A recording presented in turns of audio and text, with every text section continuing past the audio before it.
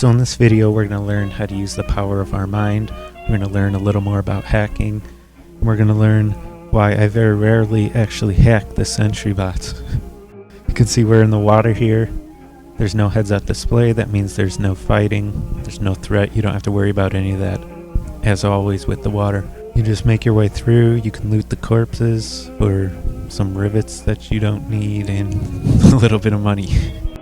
Coming up, there's going to be an audio diary hidden behind this fan in the wall, and you can't actually reach it. You're going to need a little help from a old favorite plasmid to get it, which we'll be getting shortly, so we'll have to come back for that.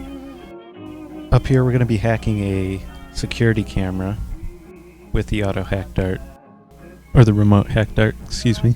Auto hack is a different type of ammo. There's going to be splicers in this room.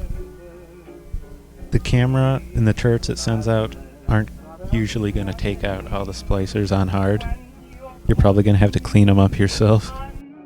How you dispose of them is pretty much your call. There's only a couple options at this point. You can shock and drill, you can shock and headshot with the rivet gun, you can not shock for some reason. I don't recommend that. There's plenty of Eve.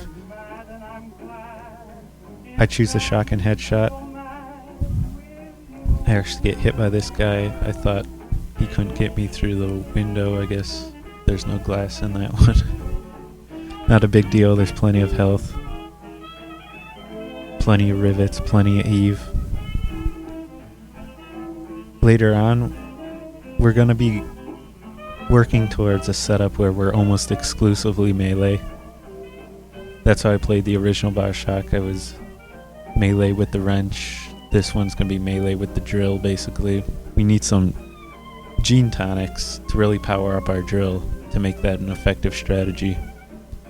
So until we get all those, we're going to be using guns. We're going to be using the machine gun, the rivet gun, especially on the big daddies, on the waves of splicers when we do gatherings.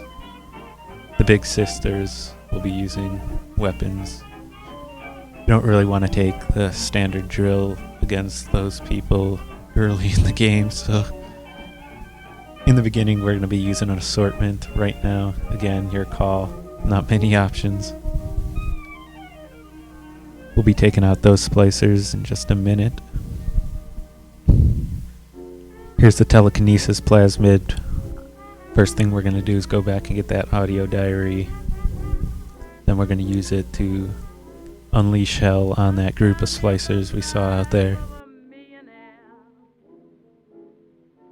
This one is actually another cutscene of that's your little sister Eleanor, whom you're trying to be reunited with and save. And throughout the game she leaves you various presents. In this case, the telekinesis plasmid. I'm standing here for an inordinate amount of time because I believe my game froze up. Oh no, my monitor shut off. Sometimes I play through the TV and the screen goes black. I have to turn the TV off and back on, so I couldn't see what was going on. Over to the left here, you'll see this button.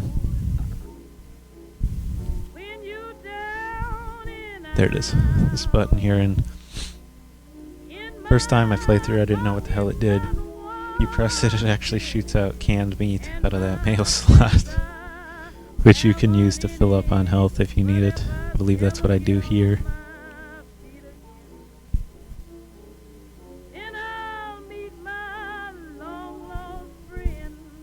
There's also a sentry bot following me around who gets me into some trouble. After we're going to go back and get the audio diary using telekinesis. And then we're going to come back and deal with a room full of splicers that we're going to throw gas canisters at more than once during these takes. That sentry bot would fly into my path, as they seem to do, and blow me to hell. That's typically why I don't just randomly run around with hacked sentry bots. You don't really need them to deal with normal enemies.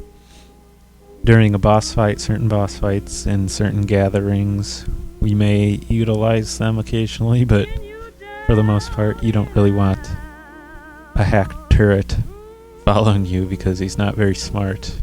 And he doesn't really understand what your plans are. And he gets in the way quite a bit, even just walking around and bumping into him all the time. I do keep him running for the remainder of this video, but I don't recommend you use him in this fashion. So we're going to go up these stairs and look down on those splicers gathering around that bonfire. We're going to throw these tanks at them. We're going to throw one into the center of those three. I believe I use another one to pick up some stragglers. And then the last one, they'll come out of that door you see at the top right of the screen. So there's two. The third one in that door. You can see that they actually shot my tank while I was holding it, which caused it to start spewing gas at me. Not a big deal. There's plenty of Eve all over the place. There's a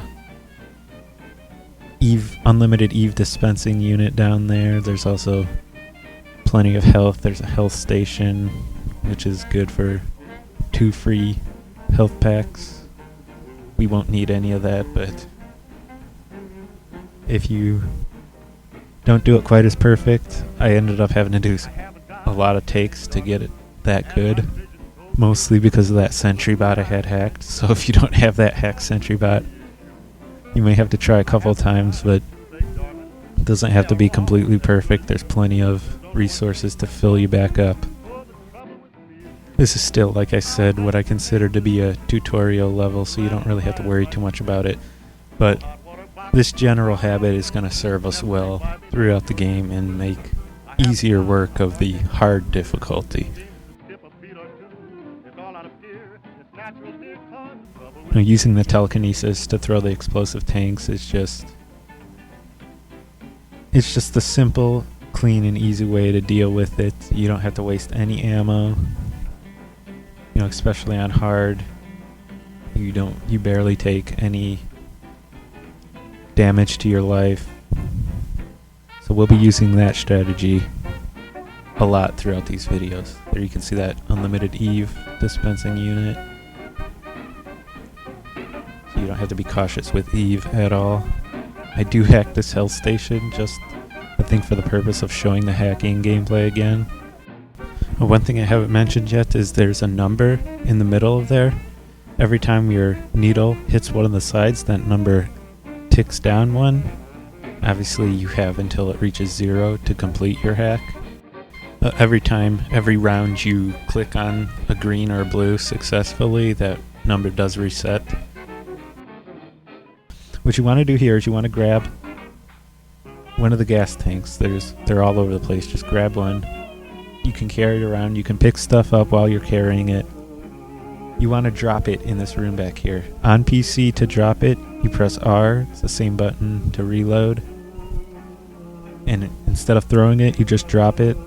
The nice part about that is it doesn't use any Eve to do it.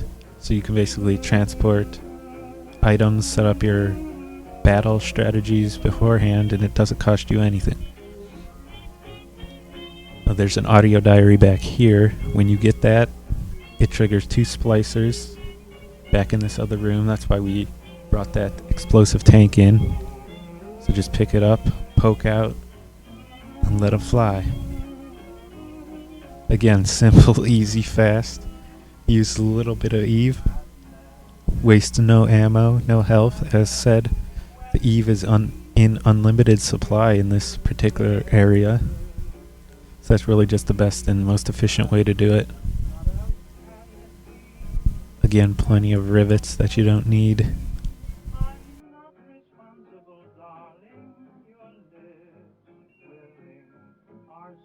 Plenty of health. Money is in short supply at this stage of the game. That condition does improve as time goes on. The fact that we're going to be so efficient with our resources is going to help with that as well. I just picked up an audio diary there. I know that was fast. In case you missed that, there's one there. Over to your right, when you try to go there, the door's going to close. and we're gonna pick up in the next video.